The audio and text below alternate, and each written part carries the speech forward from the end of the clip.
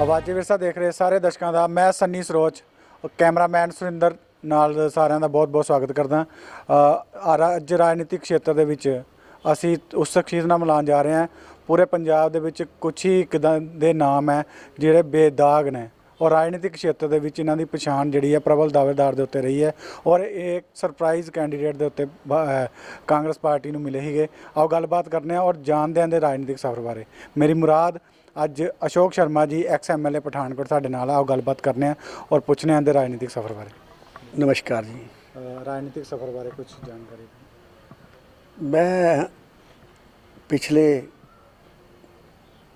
कोई 30 वरियां तो राजनीति च सन 90 तो मैं राजनीति च एक्टिवली जड़ा है वो अपना सफ़र शुरू किया सी और पेशे तो मैं वकील रहा 25-26 साल वकालत भी की और राजनीति च आने तो पहला मैं अपना सारा समा समाजिक सांस्कृतिक और धार्मिक क्षेत्र च देता रहा और वही मेरी असल पहचान भी है। मैं समझना मेरा वही सरमाया है। राजनीति च मैं 2002 च चुनाव लड़के ते पिछली कैप्टन सरकार दे विच मैं MLA बनया। टूरिज्म डिवेलपमेंट कारपोरेशन की नुमाइंदगी की और होर भी दूसरे गौरमेंट के जोड़े अदारे सन उन्होंने मैनू काम करने का मौका मिले और कोशिश की कि जड़ियाँ कदरां कीमतां मैनू समाजिक धार्मिक ते सांस्कृतिक खेत्रां तो काम करके इन्ने लंबे चौड़े अरसे मिलियां वो सारियां कदरां कीमतां मैं जड़ी है उन्हां दा निचोड़ कढ़ के ते मैं अपना राजनीतिक जीवन शुरू किया और किते भी ऐसी कोई स्थिति नहीं आन दी जिस तो लगे कि राजनीति अपनी गरिमा जड़ी है वो खो रही है। सो ये सब ईश्वर कृपा सी, लोगों का आशीर्वाद सी और माँ बाप का भी आशीर्वाद सी जिन्होंने उस जमाने जिस जमाने पढ़ाई लिखाई लई बच्चों को बाहर भेजना बड़ा मुश्किल होंदा सी उन्होंने जमाने भी सानू उन्होंने दिल्ली यूनिवर्सिटी तो वकील बना के ते इत्थे वकालत करने का मौका दिता तो उन्होंने आशीर्वाद जड़ा है वो हमेशा मेरे नाल रहा और लोगों का भी बड़ा प्यार रहा। मैनू मैं ये कह सकना राजनीति च कि 2007 तो बाद मैं सत्ता च नहीं रहा। अज 2021 है, मैनू लगता ही नहीं मैं सत्ता तो बाहर हाँ।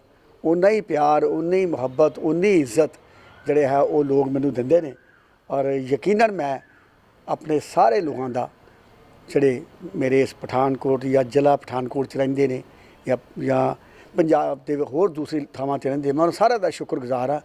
मैं तो कोई एड्डी वड्डी शख्सियत नहीं पर उन्हां दे अंदर मेरे वास्ते ढेर सारा प्यार है। मैं उन्हां दा शुक्रगुजार हाँ। सांस्कृतिक तौर के उत्ते तुसीं रामलीला का मंचन जिहड़ा हुंदा है पठानकोट डिस्ट्रिक्ट दे विचों सब तो वड्डी रामलीला उत्थे श्री राम जी का जिहड़ा अभिनय तुसीं करदे हो राजनीतिक क्षेत्र दे विच उहदा किते ना किते तुहानूं फायदा मिलिया। देखो जो बचपन तो लैके ते हुण तक मैं रामलीला नाल जरूर जुड़िया। वो रामलीला भी है और एक बहुत वड्डा ट्रस्ट भी है पठानकोट का। जिस तरह पंजाब दे विच शीतला मंदिर जलंधर और दुर्गियाना मंदिर अमृतसर है उस तरह पठानकोट दे विच रामलीला ग्राउंड रघुनाथ मंदिर जड़ा है और उहदे नाल जुड़ी कृष्णा नाटक क्लब है और एक बहुत वड्डा ट्रस्ट है जिहदी मैं नुमाइंदगी भी करना उन्होंने मैनेज भी करता। तो ये ठीक है कि वो रामलीला के नाल तो मेरा शुरू तो संबंध रामलीला के नाल मेरा थिएटर नाल भी बड़ा ताल्लुक रहा। पठानकोट की एक ऐसी संस्था जिन्हें उत्तर भारत में अपना नाम पैदा किया अभिनय कला मंदिर वो नाल भी 30-35-40 साल तो मेरा जुड़ाव रहा और फिर मैं समझना मैं कोई खेत्र ऐसा छड्डिया नहीं जिथे मैं काम करके अपनी आत्म संतुष्टि नहीं की। राजनीति किद्दां आना होया की सोच के तुसीं राजनीति नूं मतलब कि आए कि राजनीति एक बिल्कुल साफ सभी दे इंसान रहे हो तुसीं राजनीति नूं किते ना किते करप्शन नाल जोड़िया जांदा बहुत से मुद्दे आंदे पर तुहाडे वर्गा इंसान किद्दां राजनीति च एक समझ लो एक वाकया ही इस तरह का होया सी। उन्हां तरह पंजाब च कोई लोकप्रिय सरकार नहीं सी और उग्रवाद के दिन सन। उन्हां दिनां च मैं किसी गल ते ਜਿਹੜੇ ਸਾਡੇ ਅਧਿਕਾਰੀ ਵਰਗ ਸੀ ਉਹਨਾਂ ਤੋਂ ਖਫਾ ਹੋਇਆ ਕਿ ਵੀ ਉਹਨਾਂ ਦਾ ਐਟੀਟਿਊਡ ਜਿਹੜਾ ਸੀ ਉਹ ਲੋਕਪ੍ਰਿय ਸਰਕਾਰ ਤੇ ਹੈ ਹੀ ਨਹੀਂ ਸੀ। ਗਵਰਨਰ ਰੂਲ ਸੀ ਉਹ ਠੀਕ ਨਹੀਂ ਸੀ और मैनू लगा कि भी वो मेरी भाषा समझ ही नहीं पा रहे सी। शायद मैनू वो एक सांस्कृतिक ਧਾਰਮਿਕ ਜਾਂ ਸਮਾਜਿਕ ਖੇਤਰ ਦਾ ਸਮਝ ਕੇ ਇਹਨੂੰ ਕੋਈ ਅਹਿਮੀਅਤ ਵੀ ਸ਼ਾਇਦ ਨਾ ਦੇਣਾ ਚਾਹੁੰਦੇ ਹੁੰਦੇ। ਹਾਲਾਂਕਿ ਮੈਂ ਖੁਦ ਇੱਕ ਵਕੀਲ ਸੀ ਔਰ ਵਕੀਲਾਂ ਦੇ ਇੱਥੇ ਮੈਂ ਇੱਕ ਅੱਛੀ ਪੋਜੀਸ਼ਨ ਪਰਮਾਤਮਾ ਨੇ ਮੈਨੂੰ ਦਿੱਤੀ ਸੀ। ਤਾਂ ਫਿਰ ਮੈਂ ਉਸ ਗੱਲ ਤੋਂ ਕਿਹਾ ਕਿ ਨਹੀਂ, ਇਹਨਾਂ ਨੂੰ ਉਹੀ ਪਛਾਣ ਚਾਹੀਦੀ ਹੈ ਰਾਜਨੀਤਿਕ, ਉਹ ਉਹਨੂੰ ਕੋਈ ਜ਼ਿਆਦਾ ਹੀ ਸਨਮਾਨ ਦਿੰਦੇ ਨੇ ਅਤੇ ਬਾਕੀ ਖੇਤਰਾਂ ਨੂੰ ਇਹ ਸਮਝਦੇ ਨੇ ਕਿ ਕੋਈ ਗੱਲ ਨਹੀਂ, ਆਪਣੇ ਆਪ ਆਪੇ ਹੀ ਫਲਦੇ ਫੁੱਲਦੇ ਰਹਿੰਦੇ ਨੇ। ਸੋ ਉਹਨਾਂ ਦਾ ਇਹ ਫਿਰ ਮੈਂ ਉਸੇ ਵੇਲੇ ਮੈਂ ਜਿਹੜਾ ਹੈ ਉਹ ਮੈਨੇਜ ਕੀਤਾ ਔਰ ਉਸ ਲਈ ਮੈਂ ਰਾਜਨੀਤੀ 'ਚ ਆ ਗਿਆ।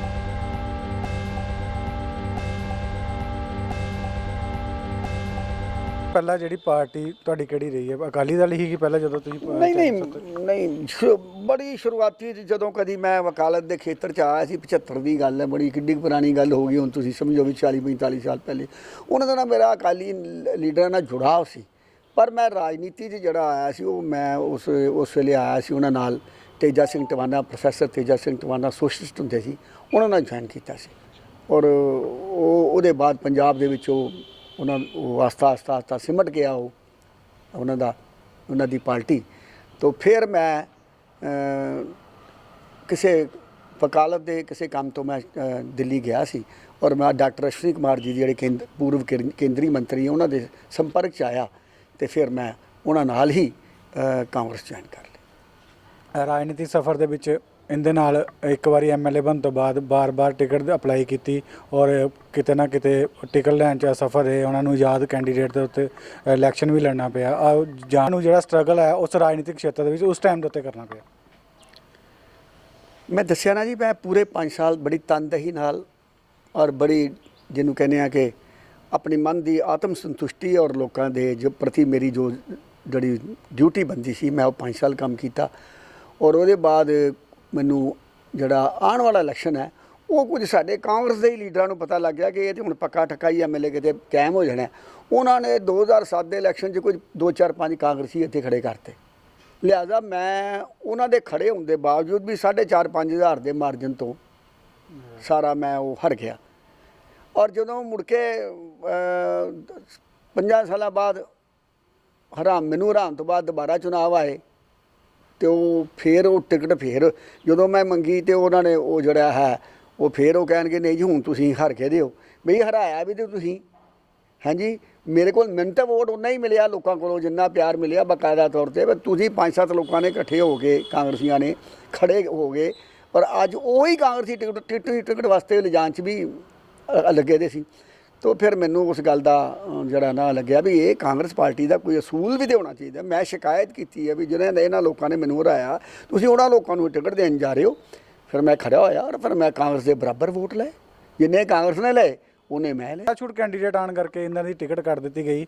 ਉਹ ਉਸ ਸਮੇਂ ਕਿੱਦਾਂ ਦੇ ਹਾਲਾਤ ਇਹਦੇ ਪਰਿਵਾਰ ਦੇ ਰਹੇ ਆ ਔਰ ਕਿੱਦਾਂ ਦੇ ਸਮਰਥਕ ਇਹਨਾਂ ਨੂੰ ਕਹਿੰਦੇ ਰਹੇ ਆ ਕਿ ਕਾਂਗਰਸ ਪਾਰਟੀ ਦੀ ਜਿਹੜੀ ਵਿਚਾਰਧਾਰਾ ਪਰਿਵਾਰਵਾਦ ਨੂੰ ਲੈ ਕੇ ਕਿਤੇ ਨਾ ਕਿਤੇ ਚੱਲ ਪਈ, ਉਹਦੇ ਬਾਰੇ ਕੀ ਕਹਿਣਾ ਤੁਹਾਨੂੰ? ਦੇਖੋ, ਕਾਂਗਰਸ ਜਿਹੜੀ ਹੈ ਨਾ, ਮੈਂ ਜੋ ਨਤੀਜੇ 'ਤੇ ਪਹੁੰਚਿਆ, ਹਾਲਾਂਕਿ ਕਾਂਗਰਸ ਪਾਰਟੀ ਜਿਹੜੀ ਹੈ ਬਹੁਤ ਇਸ ਮੁਲਕ ਦੀ ਸਾਰਿਆਂ ਨਾਲੋਂ ਵੱਡੀ ਪੁਰਾਣੀ ਪਾਰਟੀ ਹੈ। ਫਰੀडम ਸਟਰਗਲ 'ਚ ਵੀ ਇਹਨੇ ਕੰਮ ਕੀਤਾ, ਆਜ਼ਾਦੀ ਤੋਂ ਬਾਅਦ ਵੀ ਕੰਮ ਕੀਤਾ, ਲੇਕਿਨ ਆਸਤਾ ਕਾਂਗਰਸ ਆਪਣੀਆਂ ਕਦਰਾਂ ਕੀਮਤਾਂ ਗਵਾ ਚੁੱਕੀ ਹੈ। ਹੁਣ ਕਾਂਗਰਸ ਦੇ ਅੰਦਰ ਜਿਹੜਾ ਹੈ ਉਹ ਕਾਂਗਰਸ ਆਸਤਾ ਆਪਣੀਆਂ ਕਦਰਾਂ ਕੀਮਤਾਂ ਗਵਾਉਣ ਦੀ ਵਜ੍ਹਾ ਨਾਲ ਦੇਸ਼ ਵਿੱਚ ਵੀ ਸਿਮਟ ਗਈ ਹੈ। ਉਹ ਸਾਬਤ ਹੁੰਦਾ ਹੈ ਨੀਤੀਆਂ ਤੋਂ ਭਟਕ ਗਈ ਦੀ ਹੈ।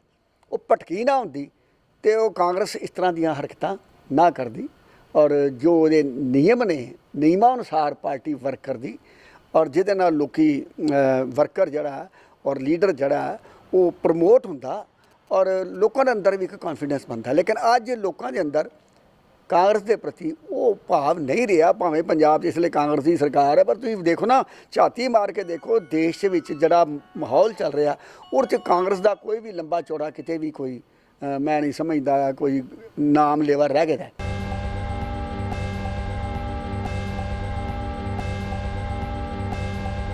ਕਾਰਪੋਰੇਸ਼ਨ ਇਲੈਕਸ਼ਨ ਹੋਏ ਹੈ, ਉਹਦੇ ਵਿੱਚ ਕਾਂਗਰਸ ਸਰਕਾਰ ਵੱਲੋਂ ਪੂਰਨ ਤੌਰ ਦੇ ਉੱਤੇ ਵਿਰੋਧੀਆਂ ਦਾ ਆਰੋਪ ਰਿਹਾ ਕਿ ਧੱਕਾਸ਼ਾਹੀ ਹੋਈ ਹੈ।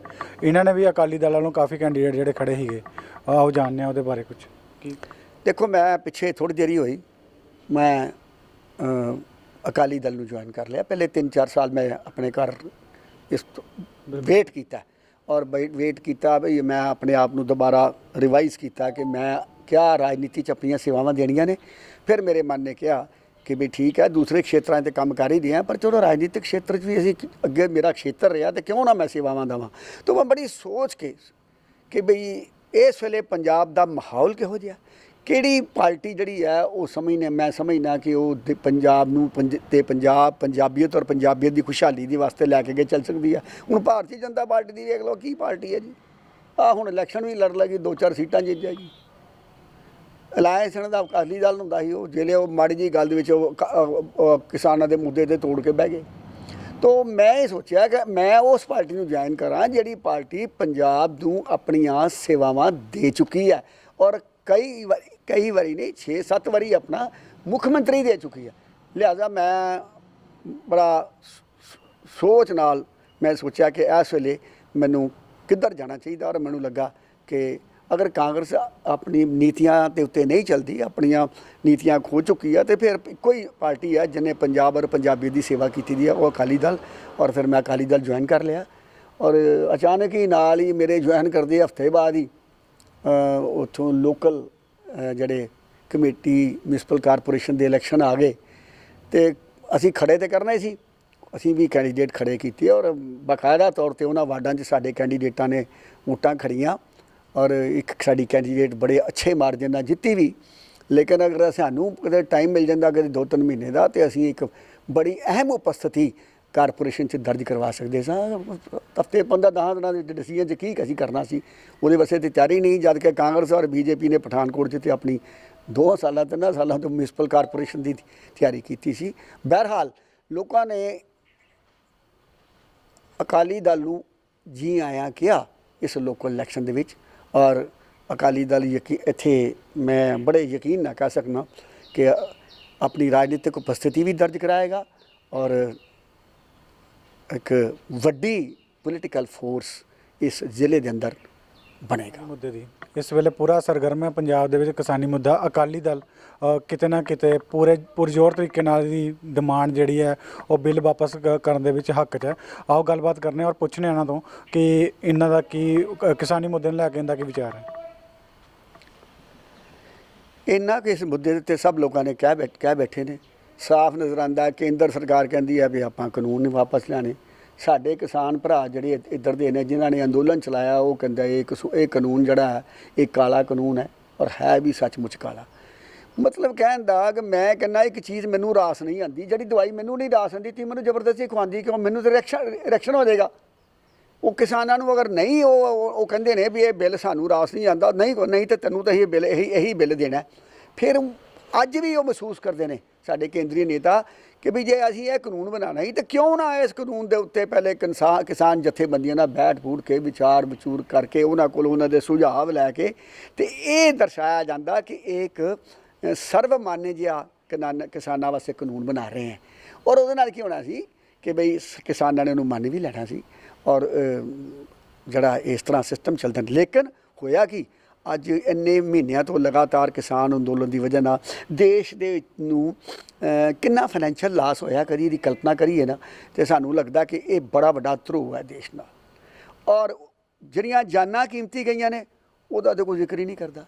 ਇੱਥੇ ਕਿਤੇ 2-4-5 ਬੰਦੇ ਕਿਤੇ ਮਰਜਨ ਤੇ ਬੰਦੇ ਨੂੰ ਹਲਾ ਪੈ ਜਾਂਦੀ ਹੈ। ਉਹ ਕਿਸਾਨਾਂ ਦੇ ਤੇ ਉੱਥੇ ਕਿਹੜੇ ਮਾੜੇ ਮੌਸਮ 'ਚ ਕਿਸ ਤਰ੍ਹਾਂ ਉਹਨਾਂ ਨੇ ਆਪਣਾ ਅੰਦੋਲਨ ਚਲਾਇਆ ਔਰ ਕਿਸ ਤਰ੍ਹਾਂ ਉਸ ਅੰਦੋਲਨ ਨੂੰ ਇਸ ਜਗ੍ਹਾ ਤੱਕ ਲਿਆਂਦਾ ਹੈ। ਮੈਂ ਸਮਝਦਾ ਕਿ ਵੀ ਇਹ ਹੱਠ ਧਰਮਤਾ ਸੀ ਔਰ ਕੋਈ ਵੱਡੀ ਗੱਲ ਨਹੀਂ ਸੀ। ਅਗਰ ਉਹ ਸਮਝਦੇ ਸੀ ਉਹਨਾਂ ਨੂੰ ਕਹਿਣਾ ਇਹੀ ਚਾਹੀਦਾ ਵੀ ਕਿਸਾਨ ਵੀਰੋ ਜੇ ਤੁਹਾਨੂੰ ਨਹੀਂ ਪਸੰਦ ਤਾਂ ਅਸੀਂ ਇਹ ਕਾਨੂੰਨ ਵਾਪਸ ਲੈਣੇ ਔਰ ਫਿਰ ਮੁੜ ਕੇ ਬੈਠਾਂਗੇ, ਕੋਈ ਵਿਚਾਰ ਕਰਾਂਗੇ ਜੋ ਹੋਰ ਵਧੀਆ ਤਰੀਕੇ ਦੇ ਨਾਲ ਕੋਈ ਕਾਨੂੰਨ ਬਣਦਾ ਹੋਏਗਾ ਤੁਹਾਡੀ ਬਿਹਤਰੀ ਵਾਸਤੇ ਤਾਂ ਉਹ ਬਣਾਵਾਂਗੇ। ਲੇਕਿਨ ਜੋ ਐਟ ਪ੍ਰੈਜ਼ੈਂਟ ਹੈ ਮੈਂ ਸਮਝਦਾ ਇਹ ਸਾਡੇ ਮੁਲਕ ਦੇ ਨਾਲ ਬੜੀ ਜ਼ਿਆਦਤੀ ਹੋਈ ਹੈ ਕਿਸਾਨ ਅੰਦੋਲਨ ਦੇ ਨਾਲ। ਔਰ ਕਿਸਾਨ ਜਿਹੜੇ ਨੇ ਉਹ ਸਾਡੀ ਉਹਨਾਂ ਦੇ ਪ੍ਰਤੀ ਸਾਡੇ ਮਨ ਦੇ ਵਿੱਚ ਬਹੁਤ ਹੀ ਪੀੜਾ ਮਹਿਸੂਸ ਵੀ ਕਰਨੇ ਆ। ਉਹ ਅੰਦੋਲਨ ਵੀ ਕਰ ਰਹੇ ਆ ਪਰ ਕੁਛ ਹੋ ਨਹੀਂ ਪਾ ਰਿਹਾ। ਇਹਦੇ ਵਾਸਤੇ ਵੀ ਬੜਾ ਮਨ ਦੁਖੀ ਹੁੰਦਾ। ਬਹਰਹਾਲ ਅਸੀਂ ਉਹਨਾਂ ਨੂੰ ਆਪਣਾ ਸਮਰਥਨ ਜਿਹੜਾ ਉਹ ਜ਼ਰੂਰ ਦਿੰਦੇ ਹਾਂ।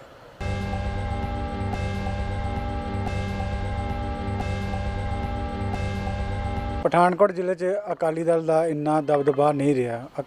ਇਹਨਾਂ ਨੂੰ ਕਿਤੇ ਨਾ ਕਿਤੇ ਇਹ ਵੀ ਚੁਣੌਤੀ ਦਾ ਸਾਹਮਣਾ ਇੱਥੇ ਪਠਾਨਕੋਟ 'ਚ ਕਰਨਾ ਪੈ ਸਕਦਾ ਔਰ ਮਜ਼ਬੂਤੀ ਨਾਲ ਇਹ ਦਾਅਵਾ ਪੇਸ਼ ਕਰ ਰਹੇ ਆ ਪਠਾਨਕੋਟ ਤੋਂ MLA ਅਕਾਲੀ ਦਲ ਤੋਂ ਇਲੈਕਸ਼ਨ ਲੜਨ ਦਾ। ਇਹਦਾ ਕੀ ਰੋਡ ਮੈਪ ਇਹਨਾਂ ਨੇ ਤਿਆਰ ਕੀਤਾ ਜਿਸ 'ਤੇ ਵਰਕ ਕਰਕੇ ਆਪਣੀ ਪਾਰਟੀ ਦਾ ਜਨਾਧਾਰ ਡਿਸਟ੍ਰਿਕਟ ਦਾ ਵੀ ਤਿਆਰ ਕਰਨਗੇ?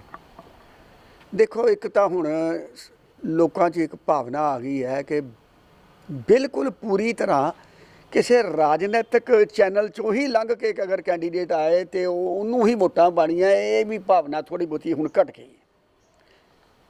ਆਫ ਕੋਰਸ ਹੈ ਵੀ ਇਹ ਕਿਹੜੀ ਪਾਰਟੀ ਦਾ ਕੈਂਡੀਡੇਟ ਹੈ ਉਹਨੂੰ ਹੀ ਟਿਕਟਾਂ ਪਾਣੀਆਂ, ਉਹਦੇ ਜਿਹੜੇ ਸਮਰਥਕ ਹੁੰਦੇ ਨੇ ਉਹ ਸਾਰੇ ਉਹਨੂੰ ਪਾਉਂਦੇ ਨੇ, ਲੇਕਿਨ ਐਸਾ ਨਹੀਂ। ਫਿਰ ਵੀ ਪਠਾਨਕੋਟ ਦੇ ਅੰਦਰ ਨੰਬਰ 1 ਤੇ ਆਪਾਂ ਇਹ ਕਹੀਏ ਕਿ ਭਈ BJP ਅਕਾਲੀ ਅਲਾਇੰਸ ਹੋਣ ਦੀ ਵਜ੍ਹਾ ਨਾਲ ਸਾਡਾ ਇਸ ਕਾਂਸਟੀਚੁਐਂਸੀ 'ਚ 18 ਤੋਂ 22 ਹਜ਼ਾਰ ਦੇ ਕਰੀਬ ਵੋਟ ਅਕਾਲੀ ਦਲ ਦਾ ਸੀ, ਜਿਹਨੂੰ ਕਿ ਪੂਰੀਆਂ ਹਦਾਇਤਾਂ ਹੁੰਦੀਆਂ ਸਨ ਕਿ ਤੁਸੀਂ ਵੋਟਾਂ ਜਿਹੜੀਆਂ ਨੇ ਕਿਹਨੂੰ ਪਾਣੀਆਂ ਨੇ, BJP ਨੂੰ ਪਾਣੀਆਂ। ਔਰ ਉਹ ਸਾਰੇ ਦੇ ਸਾਰੇ ਲੋਕ ਇੱਕ ਮੁਸ਼ਤ ਆਪਣੀਆਂ ਵੋਟਾਂ ਭਾਰਤੀ ਜਨਤਾ ਪਾਰਟੀ ਨੂੰ ਪਾਉਂਦੇ ਸੀ। ਹੁਣ ਅਲਾਇੰਸ ਟੁੱਟ ਗਿਆ। ਉਹ ਜਿਹੜੇ ਲੋਕ ਨੇ ਉਹਨਾਂ ਲੋਕਾਂ ਨੇ ਹੁਣ ਵਾਪਸ ਆਪਣੀ ਪਾਰਟੀ ਕੋਲੋਂ ਇਹਦੇ ਨਿਰਦੇਸ਼ ਲੈਣੇ ਨੇ ਕਿ ਵੀ ਇਹਨਾਂ ਹਾਲਾਤਾਂ 'ਚ ਹੁਣ ਚੁੰਕੇ ਪਾਣਾ ਨਹੀਂ। ਉਹਨਾਂ ਨੇ ਫਿਰ ਪਾਰਟੀ ਨੇ ਕਹਿਣਾ ਤੁਸੀਂ ਆਪਣੀ ਪਾਰਟੀ ਨੂੰ ਵੋਟ ਪਾਓ। ਤੋ ਐਸਾ ਗੱਲ ਨਹੀਂ ਹੈ ਕਿ ਪਠਾਨਕੋਟ ਦੇ ਵਿੱਚ ਅਕਾਲੀ ਵੋਟ ਨਹੀਂ ਸੀ। ਅਕਾਲੀ ਵੋਟ ਸੀ ਪਰ ਪੈਂਦਾ ਕਿਹਨੂੰ ਸੀ? ਭਾਰਤੀ ਜਨਤਾ ਪਾਰਟੀ ਨੂੰ। ਹੁਣ ਉਹਨਾਂ ਨੇ ਉਹ ਤੋਂ ਇਸ ਤਰ੍ਹਾਂ ਮਤਲਬ ਇਹ ਹੋਇਆ ਕਿ ਅਸੀਂ ਆਪਣੇ ਘਰੋਂ ਵੋਟਾਂ ਲੈ ਕੇ ਚੱਲਣਾ ਔਰ ਉਹਦੇ ਨਾਲ ਸਾਡੇ ਲੋਕਾਂ ਨੂੰ ਜਿਹੜਾ ਇਹ ਗੱਲ ਜਾਣੀ ਹੈ ਕਿ ਬਈ ਇਸ ਗੱਲ ਦਾ ਖਿਆਲ ਕਰੋ ਕਿ ਬਈ ਜਿਹੜਾ ਕੈਂਡੀਡੇਟ ਹੈ ਉਹ ਇਸ ਤਰ੍ਹਾਂ ਦਾ ਹੋਵੇ ਜਿਹੜਾ ਤੁਹਾਡੇ ਵਿੱਚੋਂ ਨਿਕਲ ਕੇ ਤੁਹਾਡੇ ਪੀੜਾਵਾਂ, ਤੁਹਾਡੀਆਂ ਮੁਸ਼ਕਲਾਤਾਂ, ਤੁਹਾਡਾ ਸਿਸਟਮ, ਤੁਹਾਡੀ ਹਰ ਗੱਲ ਨੂੰ ਸਮਝ ਕੇ ਉਹ ਤੁਹਾਡੇ ਵਿੱਚੋਂ ਨਿਕਲ ਕੇ ਇਸ ਤਰ੍ਹਾਂ ਆਵੇ ਕਿ ਫਿਰ ਉਹ ਆਪਣੀਆਂ ਸੇਵਾਵਾਂ ਤੁਹਾਨੂੰ ਬੜੇ ਅੱਛੇ ਔਰ ਸੁਲਝੇ ਢੰਗ ਨਾਲ ਦੇ ਸਕੇ। ਔਰ ਉਹਦੇ ਵਾਸਤੇ ਕਈ ਵਾਰੀ ਮੈਂ ਦੇਖਿਆ ਹੈ ਕਿ ਭਈ ਲੋਕ ਜਿਹੜਾ ਹੈ ਪੋਲੀਟੀਕਲ ਬੈਰੀਅਰ ਵੀ ਕ੍ਰਾਸ ਕਰ ਜਾਂਦੇ ਨੇ। ਤੋ ਐਸੀ ਕੋਈ ਗੱਲ ਨਹੀਂ। ਕੁਛ ਸਾਡੇ ਵੀ ਚਾਹਣ ਵਾਲੇ ਬੜੇ ਇੱਥੇ ਹੈਗੇ ਨੇ, ਬੜਾ ਪਿਆਰ ਕਰਦੇ ਨੇ, ਕੁਛ ਪਾਰਟੀ ਦਾ ਵੀ ਹੈ ਔਰ ਕੁਛ ਇਹਨਾਂ ਪਾਰਟੀਆਂ ਦੀ ਜਿਹੜੀ ਕਾਰਗੁਜ਼ਾਰੀ ਆ ਉਹ ਭਾਰਤੀ ਜਨਤਾ ਪਾਰਟੀ ਦੀ ਕਾਰਗੁਜ਼ਾਰੀ ਤੁਸੀਂ ਵੇਖ ਲਓ ਇਹ ਸਟੇਜ ਦੇ ਉੱਤੇ ਕੀ ਹੈ ਔਰ ਦੇਸ਼ ਕਿਸ ਸਟੇਜ ਦੇ ਉੱਤੇ ਹੈ। ਔਰ ਕਾਂਗਰਸ ਦਾ ਤੁਸੀਂ ਹਾਲ ਵੇਖ ਹੀ ਰਿਹਾ ਵੀ ਪਿਛਲੀ ਸਰਕਾਰ ਝੂਠ ਬੋਲ ਕੇ ਤੇ ਨੌਕਰੀਆਂ ਤੇ ਇਹ ਤੇ ਉਹ ਇਹ ਸਭ ਕੁਝ ਦਿਆਂਗੇ ਤੁਹਾਨੂੰ, ਦਿੱਤਾ ਤੇ ਕੁਛ ਹੀ ਨਹੀਂ, ਆਦ ਗਏ। ਲੇਕਿਨ ਸਵਾਲ ਜ਼ਰੂਰ ਲੋਕਾਂ ਨੇ ਕਰਨਾ ਕਿ ਤੁਸੀਂ ਅਗਰ ਐਸਾ ਕਿਹਾ ਤੇ ਝੂਠ ਕਿਉਂ ਬੋਲਿਆ। ਮਤਲਬ ਇਹ ਸਾਰੀਆਂ ਗੱਲਾਂ ਜਦੋਂ ਜਵਾਬ ਮੰਗੇ ਜਾਣਗੇ ਤੇ ਅਗਰ ਲੋਕ ਸਮਝਦੇ ਨੇ ਕਿ ਲੋਕਤੰਤਰ ਵਾਸਤੇ ਇਹ ਜ਼ਰੂਰੀ ਹੈ ਕਿ ਮਤਲਬ ਇੱਕ ਸਹੀ ਤਰੀਕੇ ਦੇ ਨਾਲ ਸਹੀ ਨੁਮਾਇੰਦਾ ਔਰ ਸਹੀ ਸਿਸਟਮ ਨੂੰ ਚੁਣਿਆ ਜਾਏ ਤੇ ਫਿਰ ਇੱਕ ਬੜੀ ਵੱਡੀ ਚੁਣੌਤੀ ਬਣ ਕੇ ਅਸੀਂ ਪਠਾਨਕੋਟ 'ਚ ਉੱਭਰਾਂਗੇ। ਇਹਦਾ ਜਿਹੜਾ ਮੇਅਰ ਪਦ ਹੈ ਉਹ ਕਾਂਗਰਸ ਨੇ ਡਿਸਾਈਡ ਕਰਨਾ ਹੈ।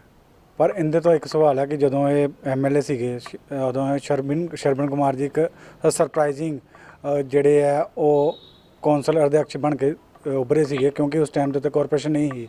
ਹੁਣ ਵੀ ਕੁਝ ਇੱਦਾਂ ਦੇ ਸਮੀਕਰਨ ਇਹਨਾਂ ਨੂੰ ਦਿਸਦੇ ਆ ਕਿ ਅਕਾਲੀ ਦਲ ਵੱਲੋਂ ਇਹਨਾਂ ਦਾ ਕੀ ਪੱਖ ਹੈ, ਇਹ ਜਾਣਨ ਦੀ ਕੋਸ਼ਿਸ਼ ਕਰਾਂਗੇ। ਦੇਖੋ, ਇਹ 'ਚ ਤਾਂ ਕੋਈ ਸ਼ੱਕ ਹੀ ਨਹੀਂ, ਅਸੀਂ ਸੱਚ ਬੋਲਦੇ ਹਾਂ। ਸਾਡੇ ਕੋਲ ਤਾਂ ਇੱਕ ਆਪਣੇ ਕੈਂਡੀਡੇਟ ਜਿੱਤਿਆ ਰਿਹਾ ਇੱਥੋਂ ਔਰ ਸਾਡਾ ਤਾਂ ਕੋਈ ਲੰਬਾ ਚੌੜਾ ਇਹ 'ਚ ਰੋਲ ਨਹੀਂ ਹੋਣਾ।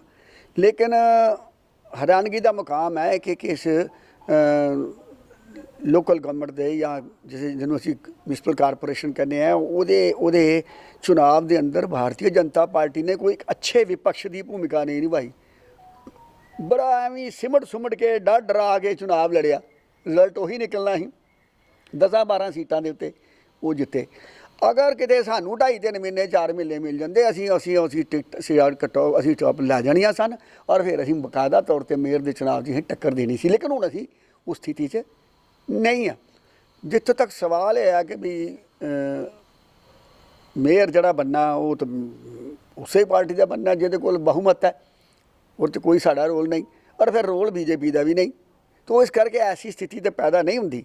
ਪਰ ਇਹ ਕਾਂਗਰਸ ਪਾਰਟੀ ਹੈ, ਇਹਦੇ ਅੰਦਰ ਵੀ ਅਸੀਂ ਜਾਣਦੇ ਵੀ ਕੀ ਹੁੰਦਾ, ਜੋ ਹੁੰਦਾ ਉਹੀ ਹੁੰਦਾ ਵੀ ਕਹਿੰਦੇ ਕੁਝ ਨਹੀਂ ਕਰਦੇ ਕੁਝ ਨਹੀਂ ਤੇ ਰੱਬ ਹੀ ਜਾਣੇ ਇਹਨਾਂ ਨੇ ਕਿਹਨੂੰ ਕਰਾਉਣਾ। ਪਰ ਮੈਂ ਸਮਝਦਾ ਇਹ ਉਹਨਾਂ ਦਾ ਅੰਦਰੂਨੀ ਮੁੱਦਾ। ਲੇਕਿਨ ਫਿਰ ਵੀ ਮੈਂ ਇਹ ਜ਼ਰੂਰ ਕਹਾਂਗਾ ਵੀ ਕਾਂਗਰਸ ਦੀ ਸੋਚ ਔਰ ਸਿਸਟਮ ਉਹ ਵਿਗੜ ਚੁੱਕਾ ਹੈ। ਮੈਂ ਨਹੀਂ ਸਮਝਦਾ ਕੋਈ ਮੇਅਰ ਦੇ ਆਪਣੇ ਇਲੈਕਸ਼ਨ ਦੇ ਵਿੱਚ ਵੀ ਇਹ ਕੋਈ ਸੂਝ-ਬੂਝ ਨਾਲ ਕੋਈ ਅੱਛਾ ਡਿਸੀਜਨ ਲੈ ਸਕਣਗੇ। ਬਹਰਹਾਲ ਕਿਸੇ ਨਾ ਕਿਸੇ ਨੇ ਤੇ ਬਣਨਾ ਹੈ, ਜਿਹੜਾ ਬਣੇਗਾ ਉਹਨੂੰ ਰੱਬ ਤਾਕਤ ਦੇਵੇ ਕਿ ਉਹ ਆਪਣੇ ਫਰਜ਼ ਪੂਰੇ ਕਰੇ।